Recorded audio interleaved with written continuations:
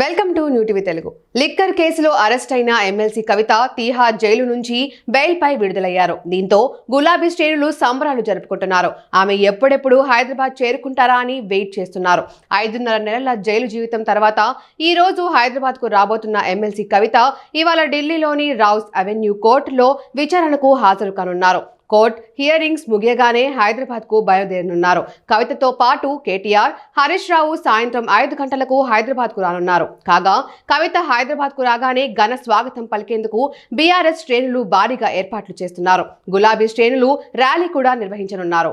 కాగా మంగళవారం బెయిల్పై విడుదలైన సమయంలో కవిత తీవ్ర భావోద్వేగానికి లోనయ్యారు. జైలు గేటు నుంచి బయటకు రాగానే కొడుకు, భర్త, అన్నను ఆత్మీయ ఆలింగనం చేసుకొని కన్నీళ్లు పెట్టుకున్నారు. బీఆర్ఎస్ నేతలు బాణసంచా కాల్చి డప్పులు మోగిస్తూ ఘన స్వాగతం పలికారు. అటు కన్నీళ్లు పెడుతూనే తనను ఇబ్బంది పెట్టిన వారికి స్ట్రాంగ్ వార్నింగ్ ఇచ్చారు కవిత.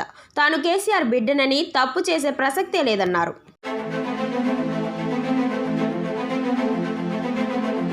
18 ఏళ్ల రాజకీయ జీవితంలో ఏ తప్పు చేయలేదని, 5.5 నెలలు కుటుంబానికి దూరం చేశారని ఆవేదన వ్యక్తం చేశారు. మొండిని జగమొండిగా మార్చారని, ఇబ్బంది పెట్టిన వారు వడ్డీతో సహా మూల్యం చెల్లించుకోక తప్పదని కవిత హెచ్చరించారు. తీహార్ జైలు నుంచి నేరుగా ఢిల్లీలోని బీఆర్ఎస్ కార్యాలయానికి వెళ్లారు. కేటీఆర్, హరీష్తో పాటు పార్టీ నేతలకు స్వీట్లు పంచారు. చాలాసేపు పార్టీ నాయకులందరితో మాట్లాడారు. బీఆర్ఎస్ ఎమ్మెల్యేలు, నేతలంతా కవితకు ధైర్యం చెప్పారు. ఎన్ని ఇబ్బందులకు గురి చేసినా తగ్గేదే లేదని కవిత పేర్కొన్నారు.